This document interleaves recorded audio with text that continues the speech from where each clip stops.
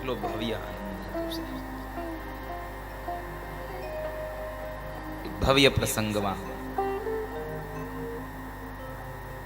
આજે પ્રથમ દિવસ સંપન્ન થયો અને બીજો દિવસ પ્રારંભ થયો. ગઈકાલ કથાનું વર્ણન કર્યું.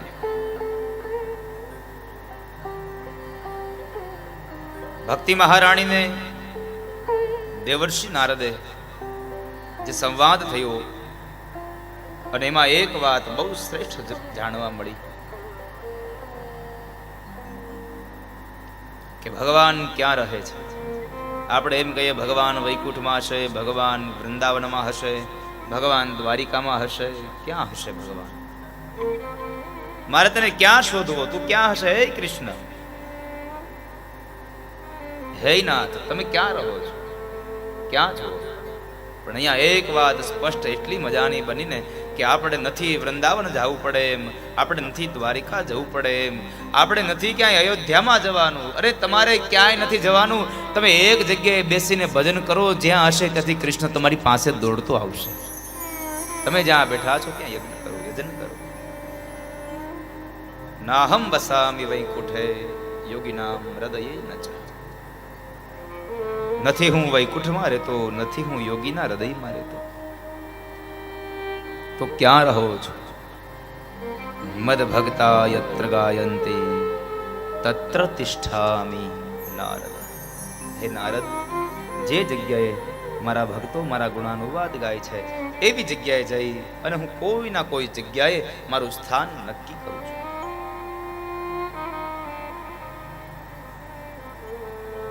એ કથાને ગઈકાલ વર્ણવી શુનકાદિક ઋષિમુનિએ પ્રશ્ન કર્યો, બાપજી તમે એમ કહ્યું કે મર્યા પછી પણ જો ભાગવત સાંભળવામાં આવે તો ભાગવત મર્યા પછી પણ મોક્ષ આપે છે, મુક્તિ આપે છે. શુક શાસ્ત્રજઃ શ્રવણ માત્રેણ કરતલે. તમને શુક શાસ્ત્રની આ કથા સાંભળવાથી, માત્ર સાંભળવાથી તમારા હાથની અંદર મુક્તિ આવીને ઉભી રહી જાય છે. માત્ર સાંભળવાથી નહીં થાય. યાદ રાખજો મારી વાત. 7 દિવસની આ કથા ચાલે છે. એ તો કથા મેં તમને સંભળાવી છે, કેવું કેવું કરવું જોઈએ. કથા તો આપણને હજી તો આ કથા ખાલી વંચાઈ રહી છે. સાચી કથા તો હવે આપણી 1 તારીખથી ચાલુ થશે. 7 દિવસની આ વિધિ પૂરી થાય ને પછી ચાલુ થાય. આપણે એમ કહીએ લગન છે, લગન છે, લગન છે. સાહેબ લગન છે, પણ માત્ર એ તો લગ્નની એક શાસ્ત્રોક્ત વિધિ થઈ રહી છે. લગ્નની વિધિ સંપન્ન થાય ત્યારબાદ સાચું લગ્ન શરૂ થાય. એમ આ ભાગવત જ્યારે 31 તારીખે વિરામ લેશે એટલે 1 તારીખથી તમારા જીવનમાં આ ભાગવતનો પ્રારંભ થશે કે તમે 7 દિવસમાં શું લીધું આમાંથી. 7 દિવસમાંથી એકાદો શબ્દ પણ તમને સારો લાગે ને તો લેતા જજો. તમારું જીવન ધન્ય બનશે, તમારું જીવન મંગલ બનશે. માટે તમે આ 7 દિવસની ગાથાને સાથે લેતા જાઓ. તમારું મૃત્યુ મંગલ બનશે.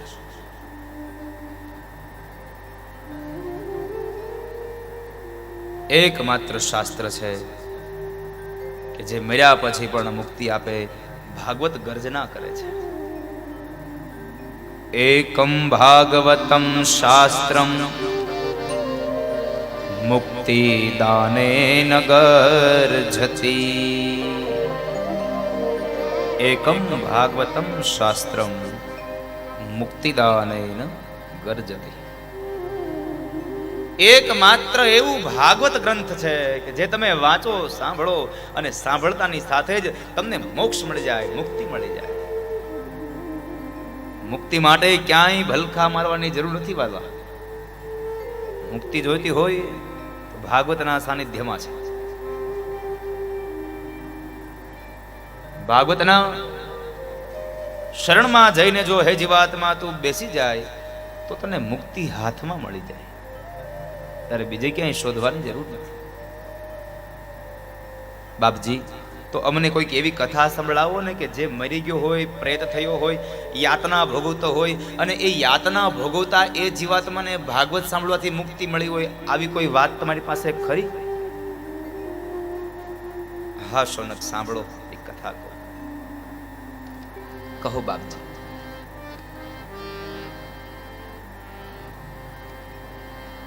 આત્મદેવ નામના બ્રાહ્મણની કથા છે.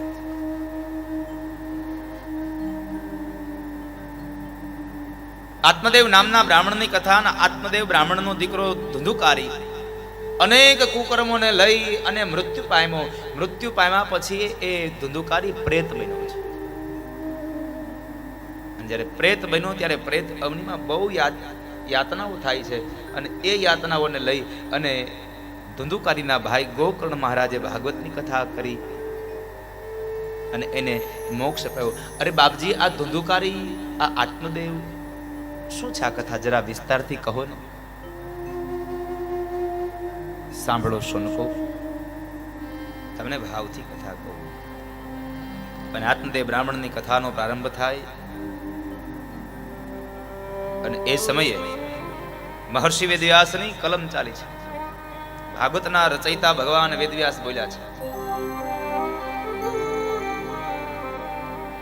ભાગવતનો એક એક શ્લોક, ભાગવતનો એક એક શબ્દ મર્મ ભરેલો છે સાહેબ. જેમાં રસજ્ઞા ભર્યું છે, રસજ્ઞ ભર્યું છે, જેમાં અમૃત ભર્યું છે. શબ્દમાં અમૃત પણ હોઈ શકે, શબ્દમાં ઝેર પણ હોઈ શકે. આપણે બીજાને અમૃત આપવું છે કે બીજાને ઝેર આપવું છે એ નક્કી આપણે કરવાનું છે. ભલા માણસ કોઈકના મનને પ્રફુલ્લિત કરી દે એવા શબ્દો બોલશો તો સમજો તમારા મુખારવિંદમાંથી અમૃત ઝર્યું છે. અને કોઈના મનને ઠેંચ પહોંચે આવું જો તમે જરાક શબ્દ બોલી જાઓ તો સમજો તમારા મુખમાંથી ઝેર ઝર્યું છે.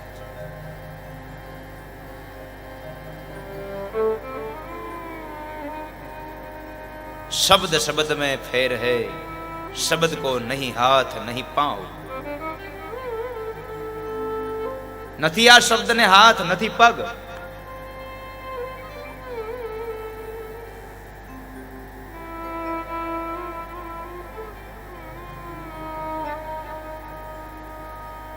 છતાં પણ એ શબ્દ ક્યારેક કોઈકને શાંતિનું પ્રદાન કરે તો ક્યારેક કોઈને દુઃખ આપી જાય, યાતનાઓ આપી જાય. એક શબ્દ ઘાવ કરે, એક ઔષધ. એક શબ્દ ઘા કરે છે અને એક ઔષધ બની જાય છે.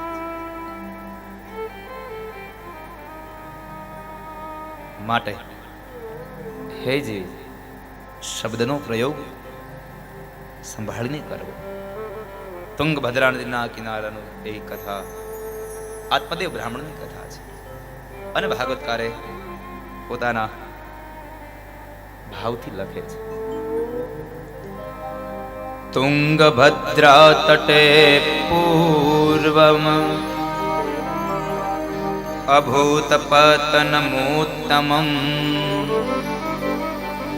યત્ર વર્ણાશ્વધર્મેણ સત્ય સત્કર્મ તત્પરા.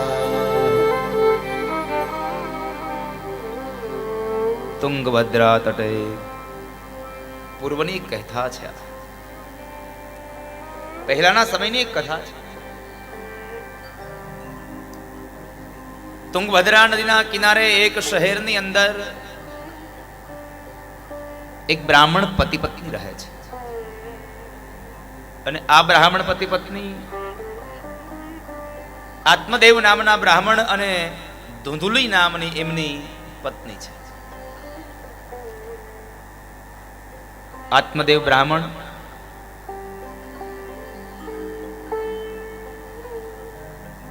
સત્યનું પાલન કરે છે, સત્કર્મની તત્પર રહે છે. સત્ય સત્કર્મ તત્પરા. સત્કર્મ. પણ એમની પત્ની છે ધુંધુલી, એમને ભગવાનના નામની અંદર કોઈ પણ પ્રકારનો જરાય ભાવ નહીં, જરાય રસ નહીં. ભગવાનનું નામ લેવાનું કયો એટલે એને આળસ આવે. અને જો પારકી નિંદા કરવા બેસાડો તો દિવસના દિવસ વ્યતી જાય, કલાકો વ્યતી જાય, પણ એને ખબર ન રહે સમય ક્યાં ગયો. લોક વાર્તારતા ક્રુરા પ્રાયશો બહુ જલ્પિકા. બીજાની વાતો કરવામાં જેને બહુ આનંદ આવે છે, એવી આ ધૂંધુલી આત્મદેવની પાસે બધું છે સાહેબ. પૈસો છે, યશ, વૈભવ, આ બધું છે, પણ આત્મદેવ છતાં દુખી થયા છે, બહુ દુખી થયા છે. શા માટે?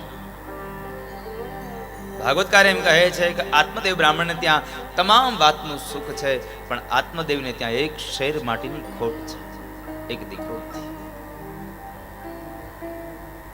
દીકરો નથી એટલે આત્મદેવ બહુ દુખી થયા છે. એક વખતના સમયે આંગણામાં બેઠા બેઠા આત્મદેવ વિચાર કરે છે, મારા ક્યા ભાવના પાપ થયા હશે કે આ વખતે મારે ત્યાં દીકરો નથી, સંતાન નથી. મહાપુરુષો ત્યાં સુધી કહે છે કે આત્મદેવને ત્યાં એમને ઘરે તો દીકરો નહોતો, પણ આત્મદેવના આંગણામાં એક ખીલે બાંધેલી ગાય,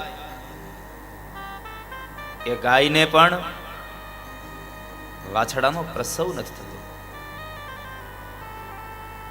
એટલાથી નહીં, પણ આંગણામાં ઉભેલું એક વૃક્ષ છે અને આ વૃક્ષને ફળ નથી લાગતા. અને અંતિમમાં બતાવ્યું કે આંગણાના મધ્યમાં એક તુલસીનો ક્યારો છે અને આ તુલસીના ક્યારાને માંજર નથી લાગતા. ક્યાં ભવના પાપ કર્યા હશે? વિચાર કરે છે. ખૂબ દુઃખી થયા આત્મદેવ બ્રાહ્મણ, અને અંતે એક નિર્ણય લીધો કે દીકરો ન હોય તો આ જીવન જીવીને શું કરવું, લાવ એના કરતા આત્મહત્યા કરી અને મરી જવું સારું.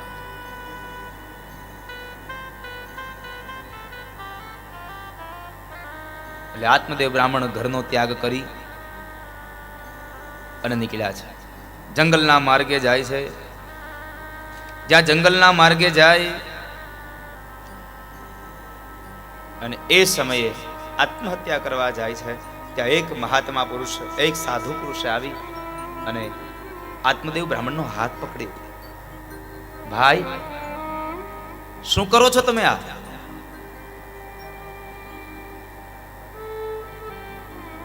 ભગવાને આપેલો આ મોંઘો મનુષ્ય અવતાર તમે આમનામ વેઠ ફીકડી નાખીશો?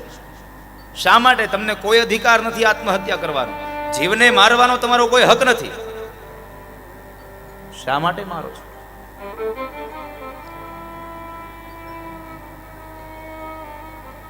એવું તો તમારા ઉપર કયું દુઃખ આવ્યું કે તમારે મળેલો મનુષ્ય અવતાર સંપન્ન કરી દેવો પડે છે? અને ત્યારે આત્મદેવ બોલ્યા છે,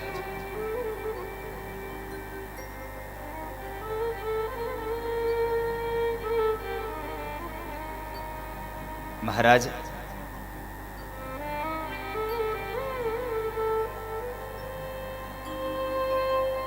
મારે ત્યાં બધી વાતનું સુખ છે, પણ દીકરો નથી, શેર માટીની ખોટ છે. મારે ત્યાં દીકરો નથી ને એ વાતનું મને દુઃખ છે, અને દીકરો ન હોય તો જીવન જીવીને શું કરવું? દીકરા વગરનું જીવન કેમ જીવાય? પેલા મહાત્મા સાધુ પુરુષ કહે છે, અરે પણ તમે કોણ છો? શું કામ એને? મહારાજ, મારું નામ આત્મદેવ છે ને હું જ્ઞાતીય બ્રાહ્મણ છું. અરે ભાઈ ભૂદેવ, દ્વિજ જ્ઞાતિઓમાં શ્રેષ્ઠ છો. બ્રાહ્મણ કુળમાં જન્મ મળે એનાથી વિશેષ તારું પુણ્યનું ભાથું કેવું હોય સાહેબ, કે તમને બ્રાહ્મણના કુળમાં જન્મ મળ્યો છે. તમારે ગર્વ અનુભવવો જોઈએ કે હું બ્રાહ્મણ છું. કારણ આ જગતમાં બ્રાહ્મણનું કુળ એટલા માટે શ્રેષ્ઠ છે, અનેક મહાપુરુષો છે, અનેક સંતો છે સાહેબ. સાધુ થવા માટે તમે ગમે તે કુળમાં જન્મ લઈ શકો, ગમે તે જ્ઞાતિમાં જન્મ લઈ તમે સાધુ બની શકો, પણ બ્રાહ્મણ થવા માટે તો સાહેબ તમારે બ્રાહ્મણના પેટથી જ જન્મ લેવો પડે, તો જ તમે બ્રાહ્મણ થઈ શકો. માટે બ્રાહ્મણથી ઉચ્ચ આ જગતમાં કોઈ જ્ઞાતિ નથી, કોઈ શ્રેષ્ઠ નથી. બ્રાહ્મણ આ જગતનો શ્રેષ્ઠ છે.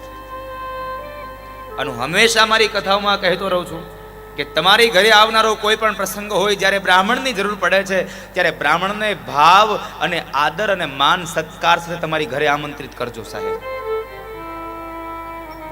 અન્ય દેવોની પૂજા નહીં કરો કઈ વાંધો નથી, પણ બ્રાહ્મણનું ભાવ અને આદર અને સન્માન જાળવજો. કારણ કે આપણે ઘરે પ્રસંગ હોય, આપણા ગામના જ ભૂદેવ હોય,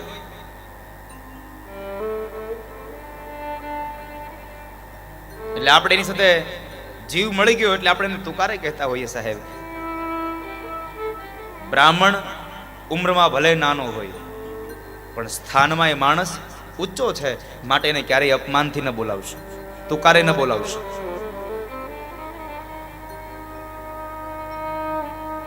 બ્રાહ્મણ જ્ઞાની હોય કે અજ્ઞાની હોય, જન્મથી બ્રાહ્મણ છે. ભૂદેવ, તમે તો દ્વિજ જાતિમાં શ્રેષ્ઠ છો, શા માટે આ આત્મહત્યા કરવી પડે છે? મહારાજ, મારી ઘરે દીકરો નથી. અરે ભૂદેવ, એક દીકરો નથી એ તો તમારા ભાગ્યની વાત છે, તમારા ઉપર ભગવાનની કૃપા છે કે તમારી ઘરે દીકરો નથી. આત્મદેવ બ્રાહ્મણને દુઃખ લાગ્યું. આત્મદેવ બ્રાહ્મણને ખૂબ દુઃખ લાગ્યું. કહે છે, મહારાજ, તમે રહ્યા સંન્યાસી અને અમે રહ્યા સંસારી. સંન્યાસીઓને ખબર ન પડે દીકરો ન હોય તો શું થાય? મહારાજ, દીકરો ન હોય તો પુમ નામના નરકમાંથી તારે કોણ? મારું પિંડદાન કરે કોણ? મારું પિંડદાન કોણ કરે?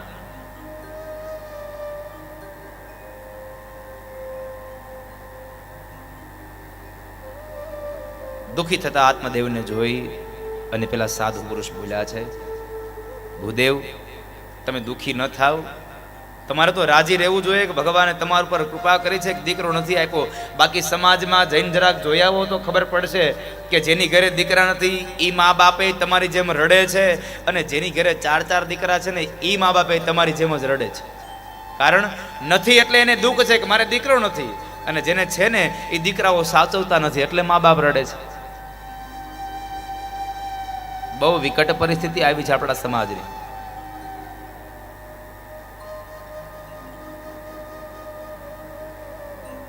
અત્યંત વિકટ પરિસ્થિતિ આવી છે આપણા સમાજમાં.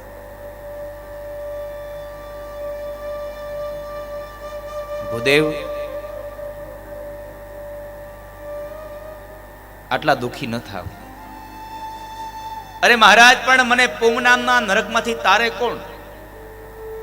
દીકરા હશે તો અમારી પાછળ પિંડદાન કરશે, અને પિંડદાન અવશ્ય છે. શાસ્ત્રોક્ત વિધિથી જરાય હું પર નહીં,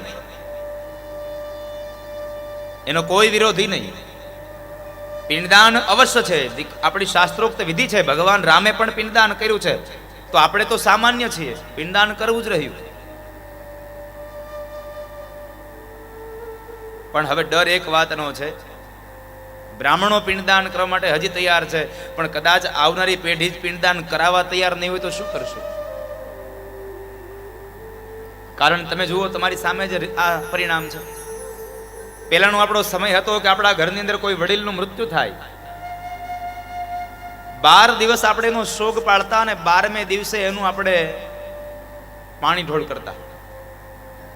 આજે સમય પરિવર્તિત થયો. 12મે થી 9મે આવ્યા, 9મે થી 7મે આવ્યા, 7મે થી 5મે આવ્યા, અને હમણાં તો 3જા દિવસે થઈ ગયું છે. આજ મરે, કાલ હુવાળું, પ્રમદી પાણી ઢોળ. અમારે ઘરે પ્રસંગ આવે છે, તો પહેલાના સમયમાં ક્યારે પ્રસંગ આવ્યો જ નહોતો. પહેલાના સમયમાં સાહેબ શોક પડાતો હતો, પ્રસંગને પાછળ ઠેલાતા હતા. આજે શોક બંધ થઈ ગયો અને પ્રસંગને આગળ લઈ આવ્યા છે. તો જુઓ, વિચાર કરો કે 12મે થી 3જે આવ્યું છે, તો હવે બંધ થવાને કઈ લાંબી વાર છે એવું મને લાગતું નથી. અને જો આપણે એમ અપેક્ષા લઈને બેઠા હોય કે આપણો દીકરો પિંડદાન કરે, પીપળાના વૃક્ષ નીચે જઈ અને બેસે અને ત્યાં પિંડદાન કરે અને મુક્તિ મળી જાય, તો મને થોડુંક એનાથી પર લાગે છે કે તમે કર્મ એવા કર્યા છે ને તો પિંડદાન દીકરો ગમે તેટલા કરશે ને તો એ લગભગ મુક્તિ નહીં મળે. પણ મહાપુરુષો અને ભાગવત એમ કહે છે કે દીકરાઓ તમારી પાછળ મર્યા પછી ચોખાના લોટના, અડદના લોટના, ઘઉંના લોટના પિંડ કરી અને પાણીમાં પધરાવે, એનાથી મુક્તિ મળે કે ન મળે એની આશાઓ છોડી દો. ભગવાને તમને આ પંચમહાભૂતનો મોટો પિંડ આપ્યો છે ને, તો તમે તમારી જાતે જ આ પિંડદાન ભગવાનના ચરણમાં સમર્પિત કરીને જાઓ, પછી દીકરાના પિંડદાનની જરૂર નથી. પછી દીકરો કરે કે ન કરે કોને ખબર. અને આમ પણ નક્કી છે સાહેબ, પારકી આશા સદા નિરાશા. દીકરો પિંડદાન કરશે ને મુક્તિ મળી જાય એવું જરૂરી નથી. હમણાં જે વાત આવશે અહીંયા. પણ આત્મદેવ બ્રાહ્મણ ન માન્યા. બાપજી, કા મને દીકરો આપો, કા સંતાન આપો, બાળક આપો, અને કા તો મને મરવા દો. પેલા સાધુ પુરુષ કહે છે, લાતો કે ભૂત બાતો સે નહીં માનતે. અને દીકરાની પાછળ આટલો ભાવ વ્યક્ત થયો છે, પણ જ્યાં સુધી દીકરો આને કાઢી નહીં મૂકે, દીકરો આને મારશે નહીં, જ્યાં સુધી દીકરો આને એમ નહીં કે તમને ખબર ન પડે, ત્યાં સુધી આને નહીં સમજાય. આપણે અત્યારના યુવાનો ક્યારેક ક્યારેક નથી કહેતા એના મા બાપને, તમને ન ખબર પડે. એને નથી ખબર પડી ને એટલે જ તને મોટો કર્યો છે. એને ખબર હોત કે આ મોટો થઈને મને એમ જ કહેવાનો છે કે તમને ન ખબર પડે તો તને મોટો જ ન કરત. એને નથી ખબર પડી.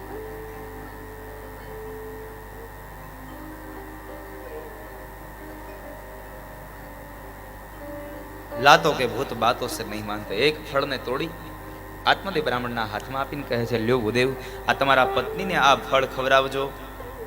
તમારા પત્નીના ગર્ભ દ્વારા એક બાળકનો જન્મ થશે. ભગવાન તમારા ઘરે પારણું ઝૂલતું કરશે. આત્મદેવ બ્રાહ્મણ પાછી ઘરે આવ્યા. ઘરે આવે છે તો ધૂંધુલી અને એની એક બહેન પણ બેઉ ત્યાં બેઠા છે. લોકવાર્તાઓ કરે છે, પારકી નિંદા કરે છે.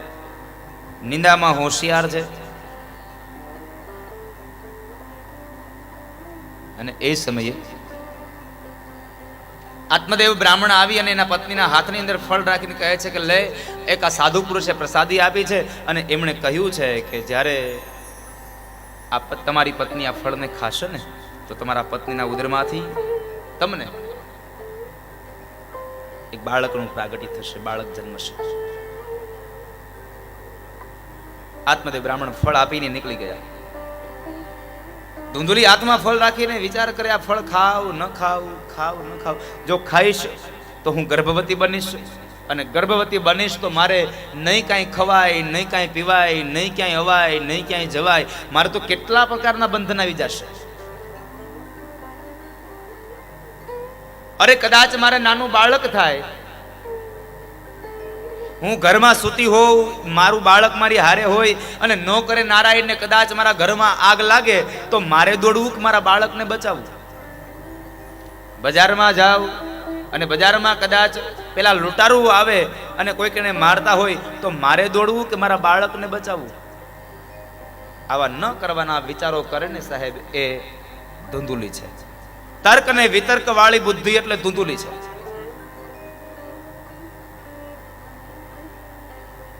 બહુ વિચાર કર્યો ત્યારે એની બહેન પણ બાજુમાં બેઠી કહે છે, એક કામ કર, તારે આ ફળ ન ખાવું હોય તો રહેવા દે. તારે પ્રસૂતાની વેદના ન વેઠવી હોય તો હું એક ઉપાય તને આપું. શું ઉપાય છે?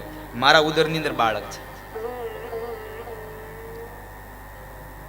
અમારી ઘરે જમવા વાળા ઘણાય છે પણ જમવાનું નથી. તારી ઘરે જમવાનું બહુ છે, ધન અઢળક છે, પણ વાપરવા વાળા નથી.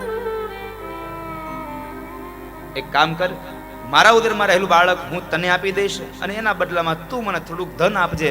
આપણા બેયનું કામ થઈ જશે. અમને ધન મળી જાય ને તારે પ્રસૂતાની વેદના નહીં વેઠવી પડે. ધૂંધુલીને આ વાત ગમી છે. પણ આ ફળનું શું કરવું? તો કહે છે કામ કર, આંગણામાં ઉભેલી ગાયને ખવડાવી દે. આંગણામાં ઉભેલી ગાયને ખવડાવી દે. ફળ ગાયને ખવડાવ્યું.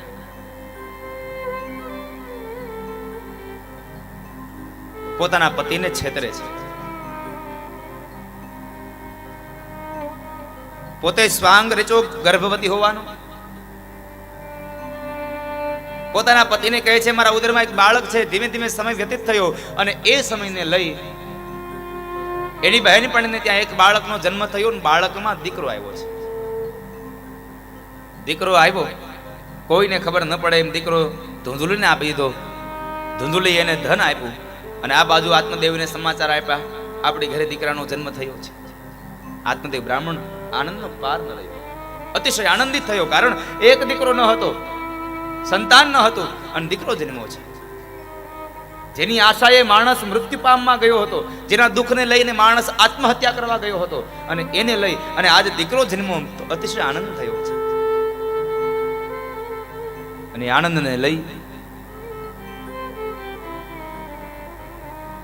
સમય વ્યતીત થતો ગયો. થોડો સમય પસાર થયો.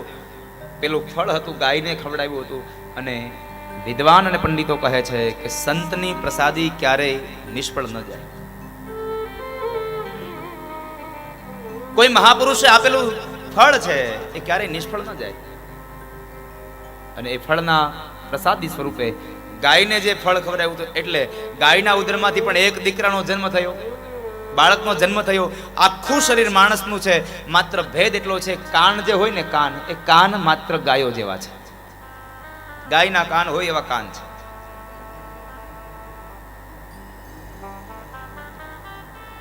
ગાયના કાન જેવા કાન છે.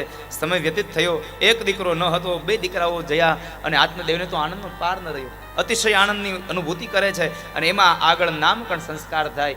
તો નામકરણની અંદર કહેવાય છે આત્મદેવ નામના બ્રાહ્મણના જે બે દીકરાઓ છે, એમાં પેલો દીકરો ધૂંધુલીથી જે પ્રગટ થયો એમ કહેવાય. એને તો એમ જ છે આ ધૂંધુલીનો દીકરો છે. એટલે ધૂંધુલીનો જે દીકરો છે એનું નામ પડ્યું ધુંધુકારી.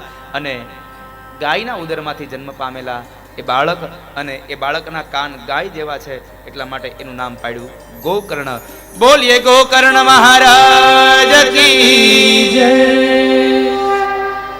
ગોકર્ણ મહારાજનું પ્રાગટ્ય થયું.